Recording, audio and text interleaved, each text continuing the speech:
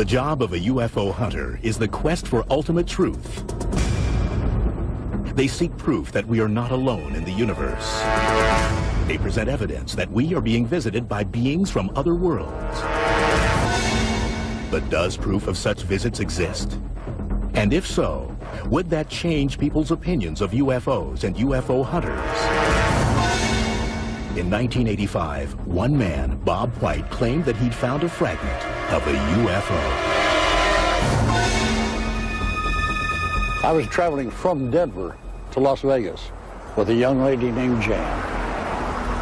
And in the high desert, if it's a bright, clear night and the stars are shining, which it was, you could see forever. I was asleep when she woke me up and asked me what this strange light was. I didn't know. So I stayed awake and we watched it. As we got closer to the light, it got bigger. We stopped the car to look at it. The light was so bright, I had to shield my eyes like this to look at it. She turned the headlights on for some reason, and when she did, this thing just shot up in the air that fast. And when it got up in the sky, it connected to another light, and then this object was ejected from it.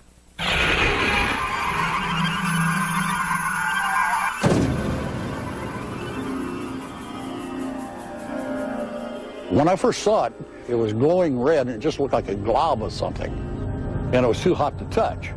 My first thought was, what in the world could it possibly be? What could this be? Once the object cooled, White placed it in the trunk. What you are seeing is the actual object White recovered. This is what it looked like after it cooled down. The only difference is the end piece on here was rounded, and that was cut off for an analysis by Los Alamos. The jagged fragment, measuring 9 inches in length and weighing over 1.5 pounds, was subjected to isotopic ratio and other elemental composition tests at the U.S. government's Los Alamos National Laboratory. After several weeks of testing, White finally talked to a technician. He was very excited about it. He said, "This is definitely extraterrestrial. That's something I've been looking for all my life." And I said, "That's wonderful." So I told newspaper columnist Mike O'Brien that. He called and talked to the same scientist. And the same scientist told him that he didn't say that. And he said, "My bosses have instructed me not to talk to anyone about this." And that was the end of the conversation.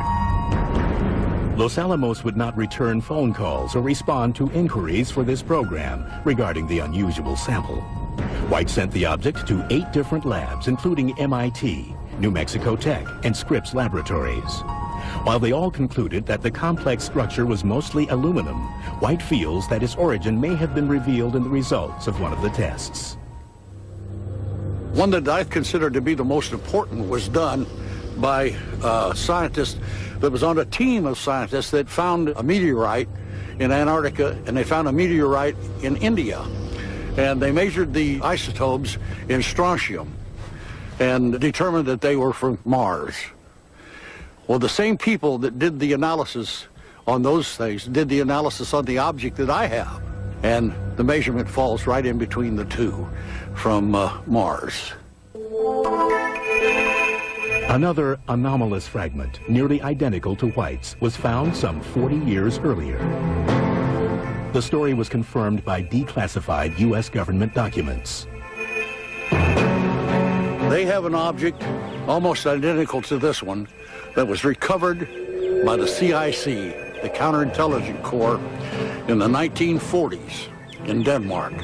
And their words, not mine, their words, is it's a piece of a flying saucer. In 2004, White passed 3 separate polygraph tests administered by both law enforcement officers and a certified polygraph examiner to further authenticate his claim. But still, he found no help getting his story out. The journey drained his savings and his spirit. I didn't ask for this to happen to me. I didn't need this. Didn't want it. Didn't want people to call me a UFO nut. And I didn't even believe in anything like this.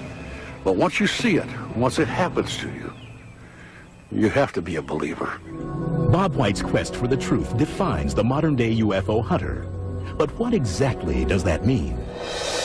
The term UFO hunter is a rather peculiar one because it covers an awful lot of ground. You can hunt sightings, you can hunt people, you can hunt documents.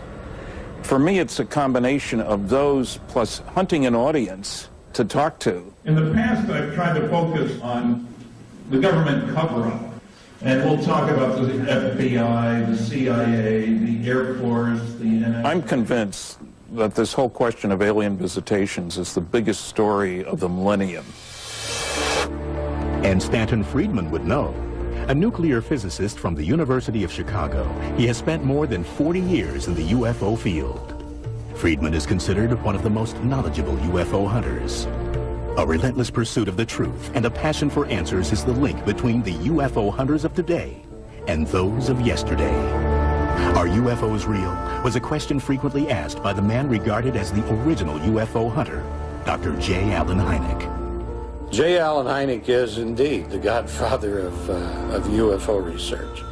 This man had more experience, more knowledge, and more contacts in the field of UFO research than anyone, and I suspect more than anyone ever will have. J. Allen Hynek was an astronomer with Northwestern University, and early on, when Project Blue Book had been set up by the U.S. government, they had hired J. Allen Hynek as their scientific consultant.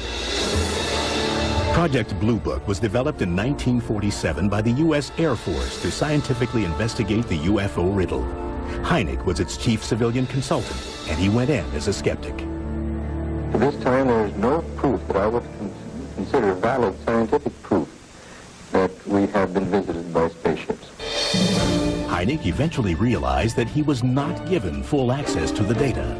One example of this is the investigation of the 1968 UFO sighting over Minot Air Force Base in North Dakota. He was asked by the Air Force to go there and investigate the case, and when he arrived in North Dakota, he was prevented from talking with the witnesses. So it was the fact that some of the cases, the very good cases, were indeed going somewhere else. After 21 years of working with the government, Hynek's opinion on the reality of UFOs changed. With Project Blue Book ending, Hynek concluded that there was need for further study of the UFO phenomena. UFO hunter John Schuessler agreed. He co-founded the Mutual UFO Network, or MUFON, which continues today to investigate UFO sightings. The Mutual UFO Network began because there was no place for people to report UFOs. We became a reporting spot. Schuessler and Hynek garnered respect in the UFO community. However, another UFO hunter emerged from the University of Arizona's Institute of Atmospheric Physics, who used his credentials as a scientist to revolutionize the way his colleagues viewed UFOs. Before James McDonald entered our field publicly, the scientific community was completely ignoring the UFO phenomenon. McDonald was the first prestigious scientist to openly declare his interest in this phenomenon. He startled his colleagues because scientists at that time did not go public with any interest in UFOs. It was a no-brainer, shall we say. Ann Druffel has been investigating UFOs for more than 57 years. She has uncovered Dr. James McDonald's personal journals and has written the only biography of McDonald titled Firestorm. He gave hundreds of talks to scientific groups on UFOs, and he would express in his journal that he had concentrated on the fact that the UFO phenomenon was a serious scientific problem. He was the top hunter, shall we say. Jim McDonald, because he was so convinced that this was a major subject, managed to get congressmen to sponsor hearings back in 1968. 6 scientists testified in person, including McDonald and Hynek, and 6 more of us submitted written submissions only. Following the example set by McDonald was UFO hunter Dr. Frank Drake, a professor of astronomy at Cornell. Drake helped create one of the most recognized names in the study of life in the universe, the Search for Extraterrestrial Intelligence, or SETI program. The SETI program looks at the issue of, are there planets around other stars? And if so, then what is the easiest way for them to communicate with us? With radio telescopes worldwide, SETI searches the skies for radio waves from other intelligent life in the universe. Dr. Rudy Schild, research scientist at the Harvard-Smithsonian Center for Astrophysics, believes that SETI has its flaws. In my view, SETI is an approach taken by people who are very smart and who think that they understand alien technology well enough to be able to exploit it and to give us direct evidence of alien civilizations. Whereas UFO hunters are people who are also smart, but doing the obvious thing that we always do when we see something we can't understand. We get out our cameras, our Geiger counters, and whatever we've got, and just make observations. And I congratulate the UFO hunters because I think they're going to get there first. Have UFO hunters finally found a smoking gun? Proof of alien life here on Earth or even under the sea? And later, are humans being abducted and tracked by aliens? Exclusive footage of a surgery to remove alien implants may just change your mind about UFOs. These objects contain metals which are not from this Earth.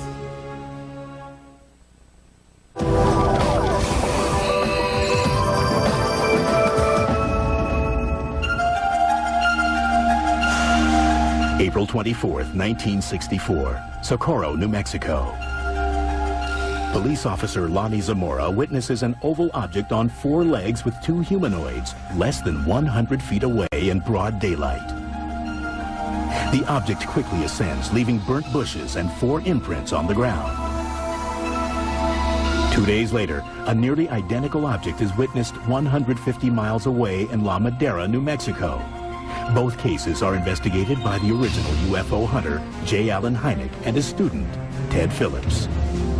I did start out as a skeptic, and I was kind of a convert after Socorro, New Mexico. There were 4 imprints in the ground where the landing legs had gone in, and some small, what appeared to be footprints. And this is truly one of the good cases, the very good cases. We have looked at the work of Ted Phillips for years. We have respected what he's done. He's a person that, before it was popular, went out and started collecting evidence of landings of UFOs, what he called landing trace effects. This is physical evidence that something's going on. As a UFO hunter, my job really is simply to gather the hard evidence to support UFO sightings. Over the past 36 years, I've been involved with or personally investigated somewhere around 600 cases. Because of the amount of trace evidence, the Socorro, New Mexico case was a turning point for many UFO hunters, including J. Allen Hynek. Allen talked about this case. He told me later that he began to see that something, in fact, was taking place because this was a daylight sighting by a police officer with other witnesses and the finding of physical traces at the landing site. So this is why then 4 years later, he suggested to me to specialize in landing cases, especially with physical evidence, for the simple reason that you can look at 1 million lights in the sky and it produces really nothing except 1 million reports of visual observation. Dr. Hynek always suggested that people specialize. Ted listened, and he did specialize, and that's why he became so well known for trace effect investigations. To this day, the Socorro landing is still listed in government files as unexplained. Phillips' archives are filled with cases that he calls significant. Significant case would be one in which we have multiple witnesses, good seeing conditions, close range, plenty of time for the individuals to figure out what they're looking at, and resulting physical residue of some kind. In other words, the object is at that site and it generates physical traces on the plants, on the soil, tree damage. It can go several ways. Some of the cases he's investigated couldn't have been done in normal ways. You couldn't have faked it, for instance. It had to be something unusual, unconventional, that flew in, landed, it actually changed the environment, and then it left. I believe that we're dealing with constructed devices under some kind of intelligent control. And that's based on the data, the facts, period. While Phillips may lead the way in land investigations, other UFO hunters are looking to the sea. Considering the fact that water covers about 70% of our planet, a significant part of the UFO research occurs at sea. UFO hunter Paul Stonehill has spent more than a decade examining declassified Soviet documents that detail such sightings. When the Soviet Union started disintegrating, I decided to form a so-called Russian UFO Research Center to be a bridge between Soviet ufologists and their American counterparts. The Soviets knew that there were objects and phenomena that they could not explain, grasp, or capture. So they wanted to study it. Some of the most interesting cases took place in 1960s and 70s when Soviet submarine commanders would encounter gigantic objects chasing them to deep waters. Huge objects would ascend from the ocean. Cigar-shaped objects would hover over Soviet ships, observe, move about at great speeds. Stonehill specializes in what researchers call USO encounters. A USO is unidentified submersible object. A UFO is unidentified flying object. The Soviet military intelligence, and especially naval intelligence, had been very much interested in the USOs simply because they wanted to assess the threat presented. They had examples, even back in 1982, for example, in Lake Baikal, when local commanders tried to capture one of the so-called gigantic swimmers. Machinery was destroyed, people died, human beings died while trying to capture the unknown phenomenon. And the Soviet High Command decided not to lose any more people. There was nothing they could do about the so-called observers.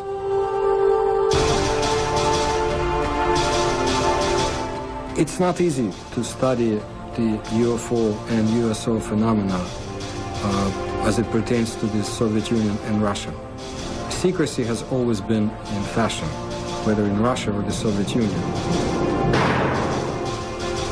I truly believe that whatever is hidden in the files is fascinating to an extent that when it comes available, if it ever does, it would change the course of history of our planet.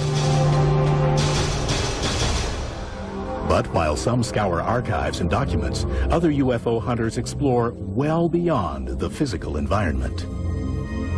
A lot of people that investigate UFOs eventually broaden their horizons, so to say. They get into metaphysics as well.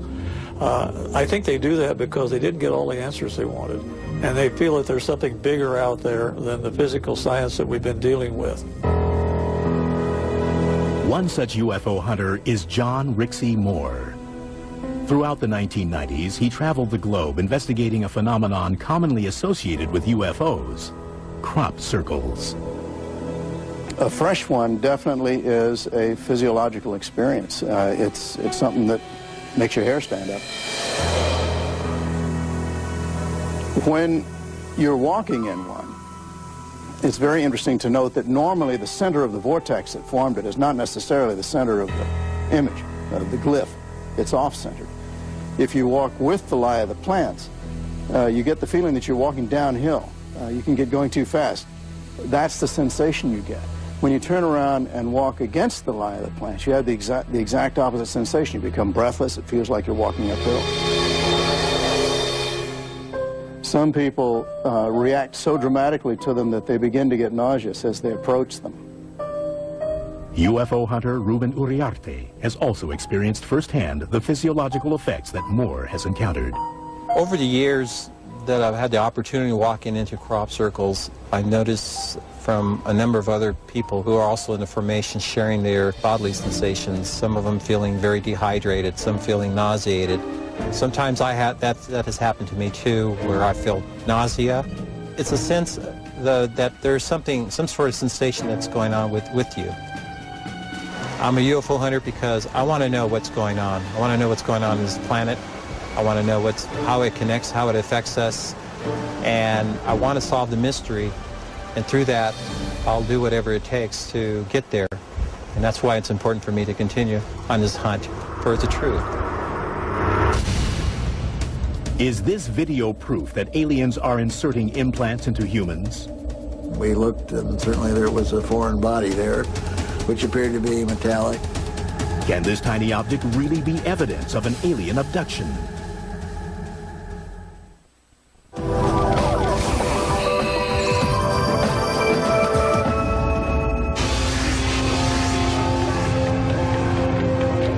Nightmares, strange recurring images, and missing time. UFO hunters say these are signs of alien abductions. Skeptics, on the other hand, argue these experiences can generally be explained by modern science. Still, much of what UFO hunters know about alleged alien abductions is based on eyewitness accounts. In some cases, however, there is evidence, but the abductee has no recollection of how it got there. At that point, UFO hunters, like certified hypnotherapist Barbara Lamb, stop looking outside the body and turn their search inward. Lamb uses hypnotic regression as a technique to help subjects recall and understand their experiences. Well, hypnotic regression is really a very simple thing to achieve. It's leading somebody into a nice state of deep relaxation. And in that state of deep relaxation, with the attention focused entirely on the inside, the person is asked to go back to the source of whatever the subject is that they're interested in. The use of regressive hypnosis in the induction part of this mystery is a very necessary thing to do. It's a useful tool. If it's done correctly, it's very valuable. You have to know more about the human psyche to do that. Barbara Lamb was one of those people. I have regressed 480 different individuals. A person typically will come to me for hypnotic regression because they have a strong clue, or maybe several clues, that something very unusual has happened to them.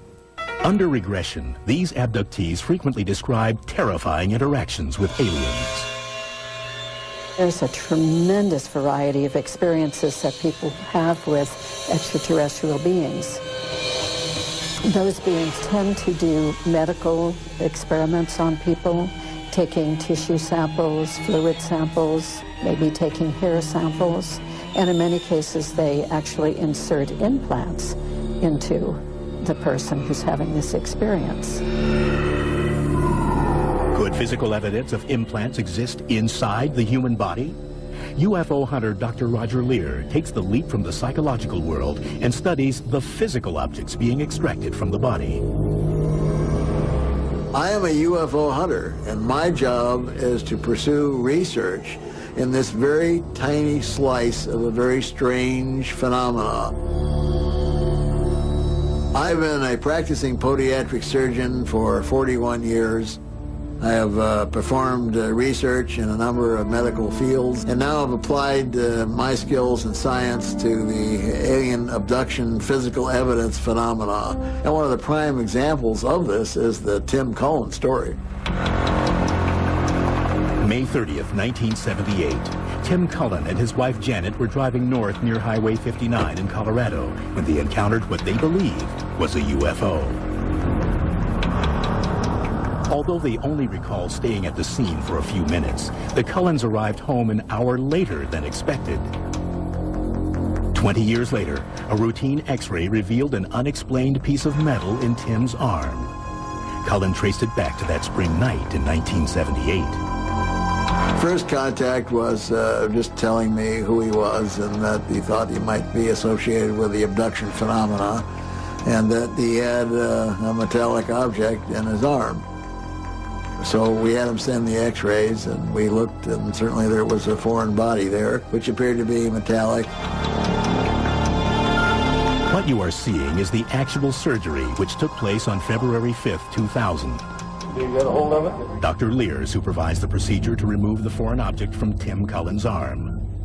Although there was no original entry scar, a 6mm metallic object was found under the skin. Once the object was removed, we find two very surprising things. One is that there's absolutely no inflammatory response by the body to the object, which is quote-unquote impossible. And number two, we find that there's a large number of nerve cells there that really don't belong in that particular area, and these nerve cells are called proprioceptors. Proprioceptors are an active, living cluster of nerve endings. They are normally located in the hands and feet and respond to touch, temperature, and pressure. According to Dr. Lear, there is no medical explanation for them to be connected to a foreign piece of metal in the human body. When we look at what happens in the body after the object goes in, the body does not like foreign things inside, so it reacts to it. Now, if it's, let's say, lead from a pencil or something like that, we get an immediate inflammatory reaction. But when we look at these things, there's nothing. Zip. Zero. So just from that alone, you can say these are drastically different than any kind of typical foreign body that we get inside. I believe that these nerve cells are sort of the plug where this thing is plugged in at, and it's using neural energy from the body to operate. On one case, not Tim's, but on another case, we fortunately had a piece of equipment which was a radio frequency detector, and we actually detected two oscillating frequencies that were being emitted from the object. When they are removed, they don't do anything. So obviously, plugging them in somewhere into the body gives them some kind of energy that makes them do whatever it is they do. Dr. Lear has supervised more than 10 of these operations. Each surgery has produced strange foreign objects from the body, all of which can be found safely locked in his personal archive. The evidence collected by Dr. Lear seems to defy scientific logic. We find that these objects contain metals which are not from this earth. The abundant amount of physical evidence available leads me to believe that this planet is being visited by intelligences from somewhere else. That is why I'm a UFO hunter. Coming up, UFO hunters put their evidence to the test, and the results may surprise you. My job is to separate the outright hoaxes from the cases which can't be explained. And is there a worldwide cover-up to hide the truth about UFOs? One government official finally tells his story from the inside. Pay attention, listen up, this is going on.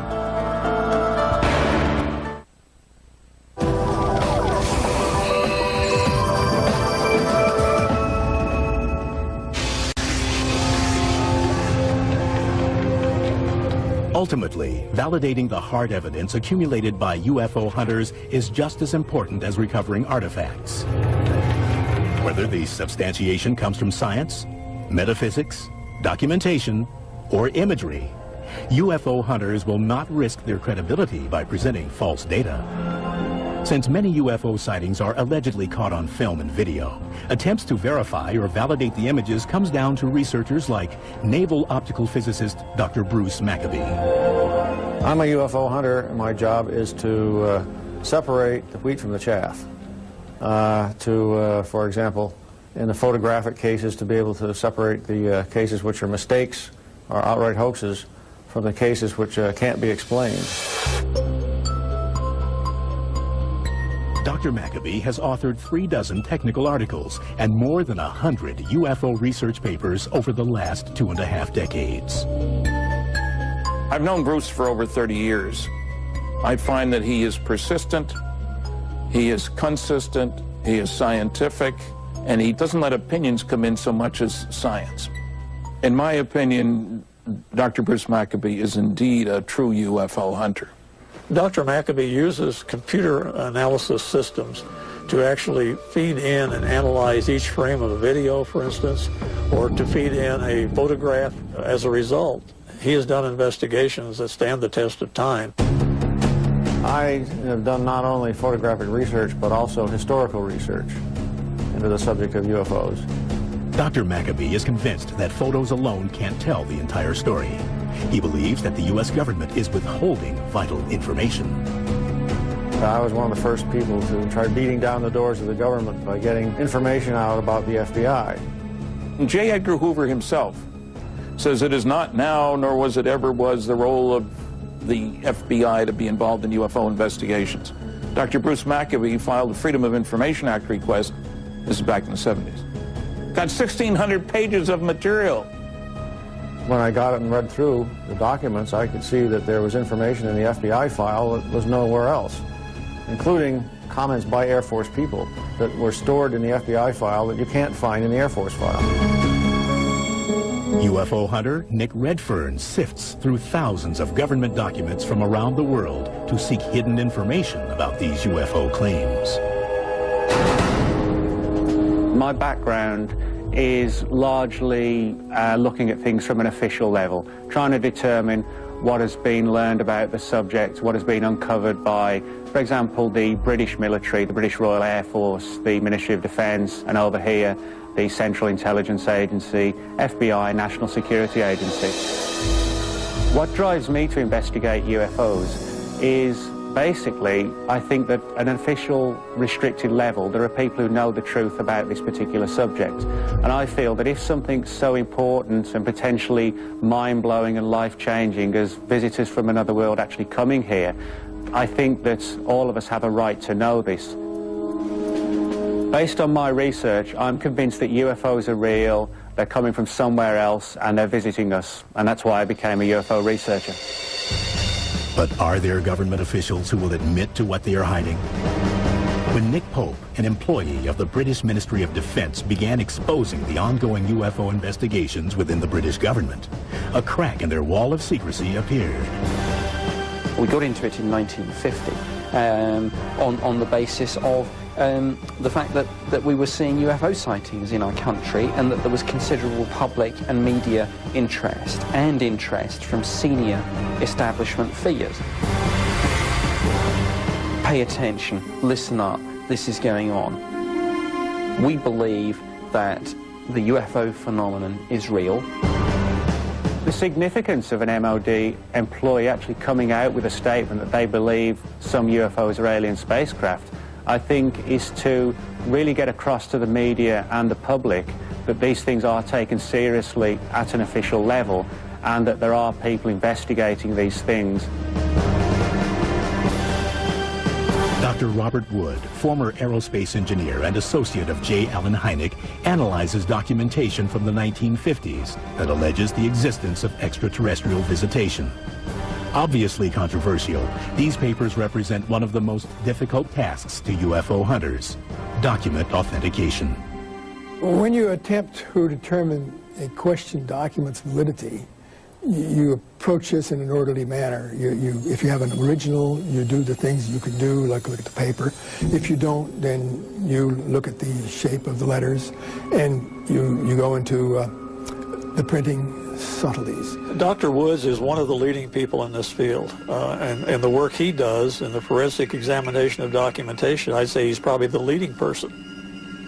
The documents that I've been exposed to include 4,000 pages of most of the unclassified material, somebody cleaning out his file drawer who used to work in some intelligence agency.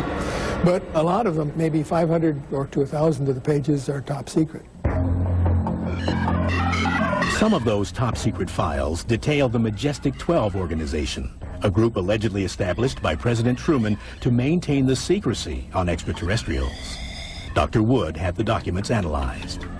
I have taken those to a typewriter expert and have determined that they were typed on an Underwood 1940 typewriter, so it's consistent. Based on this analysis of the typewriter model, the paper and ink content, Dr. Wood believes the documents are genuine and may blow the lid off of a UFO cover-up. The large number of documents that I've been able to accumulate very clearly show that we have a covert program to keep from the public the recovery of a large number of crashes that include the recovery of extraterrestrials. Dr. Wood is definitely a UFO hunter. A good UFO hunter. But do you have what it takes to become a UFO hunter? The goal is to get the truth out there. Whatever it takes to do that, you've got to do it.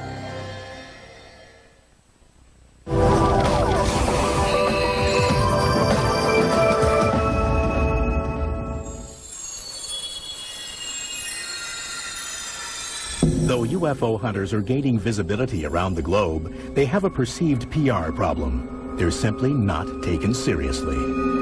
Establishing credible standards for UFO investigation has fallen upon MUFON, the Mutual UFO Network based in Denver, Colorado. This is the largest scientific research organization on UFOs anywhere in the world. They have developed a program to train those interested in the field to do a thorough investigation.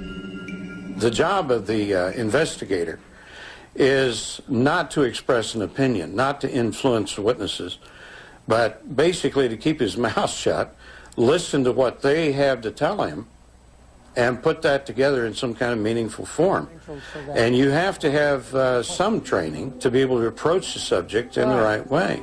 How are you going to go about doing the investigation?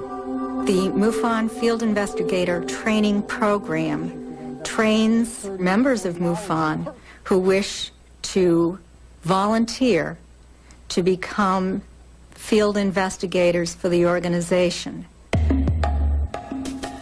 Kathleen Martin is the director of MUFON's Field Investigation Program and oversees the training and progress of over 1,000 UFO hunters across the nation.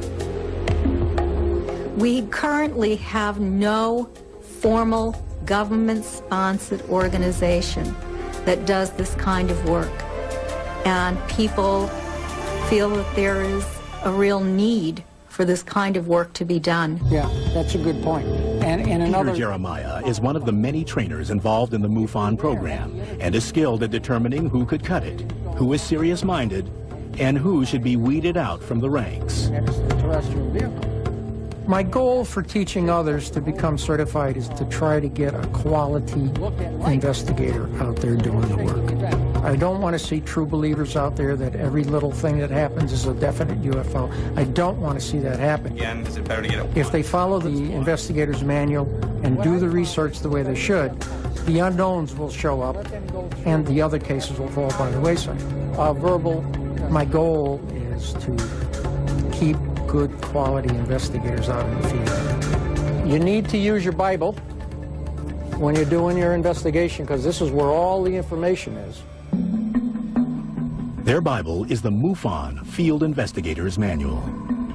MUFON field investigators treat their UFO cases in the tradition of original UFO hunters like Dr. J. Allen Hynek and Dr. James McDonald. The organization has created a package of forms to help facilitate the documentation process and also a field investigator's kit with specific tools for the right job. The equipment includes a tape recorder, compass, maps, and a camera. MUFON director John Schuessler has a vision for the continued advances of MUFON. When a new investigator enters the field, he wants to make sure the level of credibility is maintained. We require all field investigators to study that and to take an exam to show they have been through it and they understand the way of doing things. This doesn't mean we limit how much they do in the field. What it means is we give them some criteria so when we get done, everybody's talking the same language. And then have them put it in writing. After the training is over, the UFO hunters head out into the field. But basically what happens is you'll get a report. First thing I do is call the witness, set up a meeting. I like to go to their place, I like to talk to them face to face, not so much on the phone. We'll go out to the field with them, just if they have any photographic evidence, like camcorders or still pictures or any of that, we take that under account. By the end, our main goal is to produce a summary, a report, which then goes to the National MUFON headquarters. Every year, MUFON investigates more than 1,000 cases, of which 20% fall into the category of unexplained. We have some 300 consultants and research specialists in every possible field of endeavor that are able to look at this material. Those are scientists. And we go everything from astrophysics to religion. Back in the days when Dr. Hynek was doing this, he had an invisible college. These were people that were scientists that didn't want anybody to know they were doing it, but they would help him. Today we have a visible college that people are saying, I don't care, I'm going to look into it because I am a scientist. And that's truly what science is all about. I was speaking with Anne. Information is discussed and debated at annual UFO conventions, like the National UFO Conference in Los Angeles, California. Cover up. I do believe UFO hunters come to conferences to learn more. 45. They're looking for answers to what maybe they've seen, maybe they've heard about, or maybe they're just curious about. So I believe that some of the attendees are UFO hunters. They're seeking out the truth for themselves. It operates a website. Symposiums, conferences, gatherings are always very important. I like to add that it's more the networking that's very important. It's important to hear what's the latest from the different researchers that are out there. But there's a lot behind the scenes, and these conferences provide the avenue for people to get together and to share notes, to share what's going on. And believe me, I've learned more from behind the scenes many times. Regardless of their reasons for investigating UFOs, these hunters have one common goal. I think it's definitely my job to tell the truth. And what is the truth? That is the prime goal, to find out what the truth is behind this. I think we are mature enough now to take whatever the truth might be. The goal is to get the truth out there. Whatever it takes to do that, you've got to do it. As they look to the stars, the earth, or within the human body, UFO hunters feel their case is strong and the evidence irrefutable. As new technology, like the Hubble Space Telescope, identifies undiscovered Earth-like planets, one must wonder if the mysteries of the universe have, or ever will be, solved. But one fact remains. UFO hunters feel they are on to something big. These people, their testimony could send a guy to the electric chair.